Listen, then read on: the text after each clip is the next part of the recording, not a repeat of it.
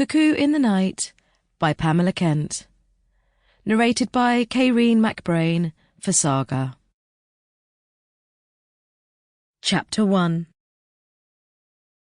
Janine saw Stephen standing on the platform as soon as she stepped from the train. 2 years should have done something to alter him, to age him a little, but no, he seemed exactly the same, except that he was, perhaps, a trifle thinner and a bit grimmer. He had always had the ability to appear grim, even when he was feeling particularly happy, so that was nothing very much to go by. She must not allow herself to be affected by a certain wistfulness at the corner of his lips, a blank, unseeing stare, as if he was deliberately forcing himself to contain his secrets and give away nothing by his expression. "Hello, Jan." He picked up her suitcase and seemed to be more concerned with the amount of luggage she had brought with her than the way she looked after 2 years.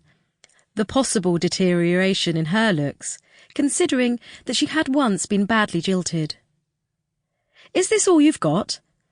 I imagine you'd be returning with bales of Swiss muslin and 6 cowbells to prove you've spent the last 6 months in the mountains." "I have got a trunk," Jan answered. "It's in the van. What do we do about it?" "Oh, don't worry, we'll collect it later." He led the way out of the station, busy St David's Station, Exeter, where people were milling about because it was the height of the holiday season, and stowed her suitcase away in the boot of his car. If it was anything to go by, he had done very nicely for himself in the last 2 years, for it was a low-slung Jaguar and obviously new. Jan patted it with appreciation before she slipped into the seat beside the driving seat. She said. "Lucky Chris. It must be nice to have a husband who can keep her in style."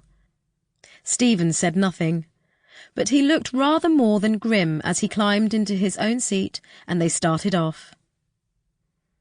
Once clear of the town, Janine decided it was permissible to talk to him and perhaps distract his attention, and she began by making a confession. "I'm dying to see your new house. It sounds utterly fascinating, but I don't quite understand why you chose Dartmoor as a suitable place in which to live. Highly romantic, of course, and very beautiful.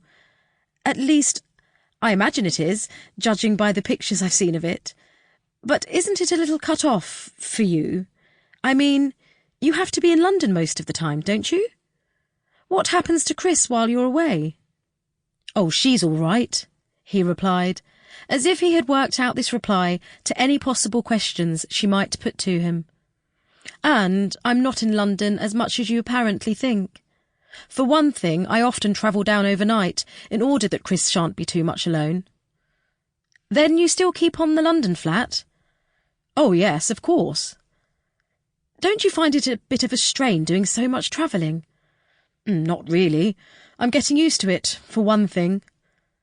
"But with your work on top of that?" "I manage," he answered, smiling briefly. "I hope the signs of strain don't show up too much." "Of course not. You look, as you always did, as hard as nails." She glanced at him sideways.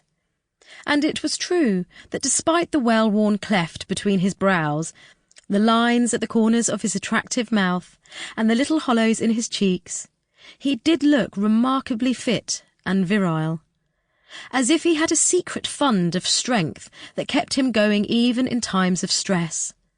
And as he spent so much of his time in the public eye, it was important that he should create the illusion, at least, of having an alert mind supported by a well-trained and disciplined and naturally healthy body.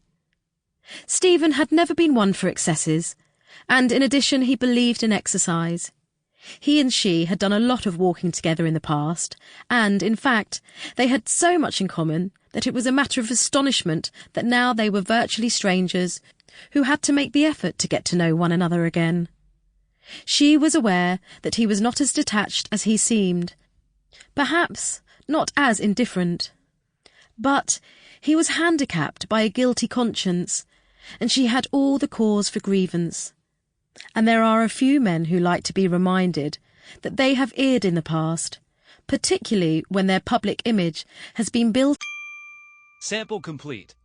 Ready to continue?